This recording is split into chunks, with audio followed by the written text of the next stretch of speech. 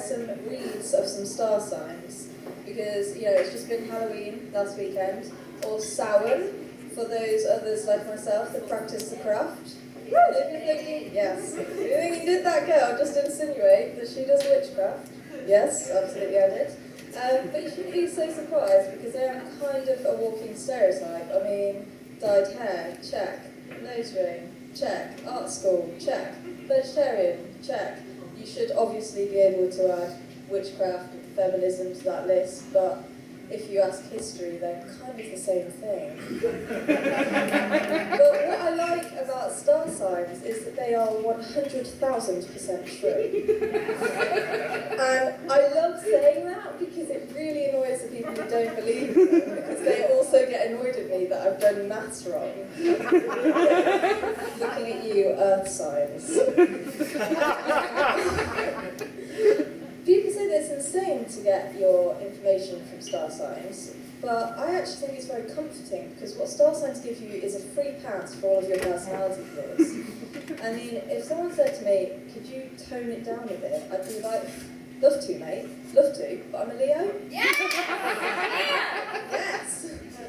So what am I supposed to do about it? Argue with the stars and the planets? That would be insane. And disclaimer, these are just my opinions about star signs. So, anything that I say, don't take it personally, just what I've experienced based on star signs that I know. Unless, of course, you know me, and I've based it on you, then it's very personal. So,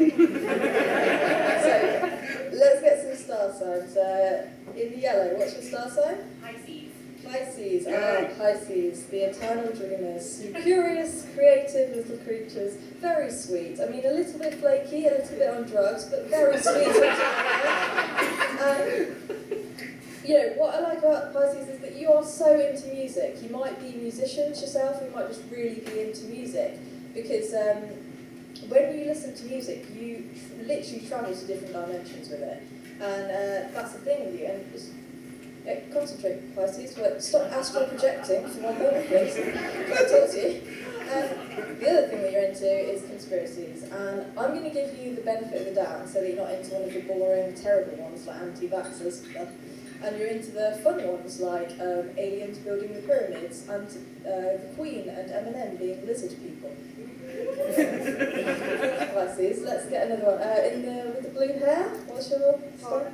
Tauruses, yeah. Sometimes I can see you, mostly Tauruses roll their eyes at me because you're very stubborn. A stranger could possibly know the complexities of your life from star signs, but I do, Taurus, I do know you. And I'm surprised that we have Tauruses in, because isn't it past your bedtime? The thing about Taurus is you probably are the only sign that's actually excited that we're going to have to go back into lockdown and do these kind of events online, because you get to do something cultural and interesting, but from the comfort of your many, many luxurious blankets and a veritable smorgasbord of snacks. Taurus is not great at flexibility, excellent at interior design and packing a picnic. We've got time for one last one. Someone just shout out a star sign for me. Sagittarius. So Sagittariuses are known as the travellers, but travel isn't always possible. So Sagittariuses find other ways of travelling. So they might be really into books and travel to fantasy lands to read books, or they might do a lot of fantasy shopping for holiday homes online. Or they might travel suspiciously quickly to the front of a queue at a bar with sheer audacity and elbows. So great to go out with, Sagittarius, for that reason. But weird thing, and I don't know how the stars have done it, but they have, and I've never met a Sagittarius that admits when they're drunk. A Sagittarius will be blackout and will fall over and claim that they fancy to sit down. They will be sick in their cheesy chips and boldly claim that this is how the French finish chips. So, to be honest, hats off to you, Sagittarius. When I say that I do witchcraft and things like that, sometimes people find it a little bit scary, and I think, no, there's plenty of things in life to be scared about. Witchcraft isn't one of them, but there are things to be scared about, and these are some of my fears, so I'll read you a poem about it. When I was younger, I was scared of ghosts and ghouls and demons and monsters under the bed. Now that I'm older, I see that that's silly, so I'm scared of other silly stuff instead. Whenever I'm going to an airport, I get a very nerving thought. It brews and grows in my anxious brain. Am I accidentally smuggling a kilo of cocaine? Or at a party and you forget someone's name, even though you know them for years. Some more of my adult irrational fears. I'd hate to die in an embarrassing way. I can imagine lying there taking my last breath, thinking, bloody hell, they're going to make a pun about my death. An involuntary hand movement that makes me throw my phone off a bridge, or worse, accidentally voting for UKIP. A photo you thought you were pulling a winning grin, it turns out you have 17 chins. Or if I went missing when using a god-awful school portrait, or audibly farting on a first date. Massive fear, if your period's late but you haven't slept with anyone. What if you're the next Mary? In this day and age, I don't want to believe you. It's a real fear. Falling over and have to laugh instead of cry, even though you'd much rather die. I mean, there's serious fears, of course there is, like murderers, rapists, drowning, disease, choking in your sleep, cancer, corona, global warming, dying alone, and nuclear war. But have you ever pulled a push door? Airplane porn to the family TV, meeting someone great and finding they're a Tory, running out of toilet paper, getting sucked into an escalator, wetting yourself too old and too young for sympathy, just suspicious dumb as whispers of dirty tramp, realising you've had something in your teeth all day, breaking something and not being able to pay, your boss seeing you do the walk of shame. These are all the fears that live in my brain. When I was younger, I was scared of ghosts and ghouls and demons and monsters under the bed. Now that I'm older, I see that that's silly, so I'm scared of other silly stuff instead.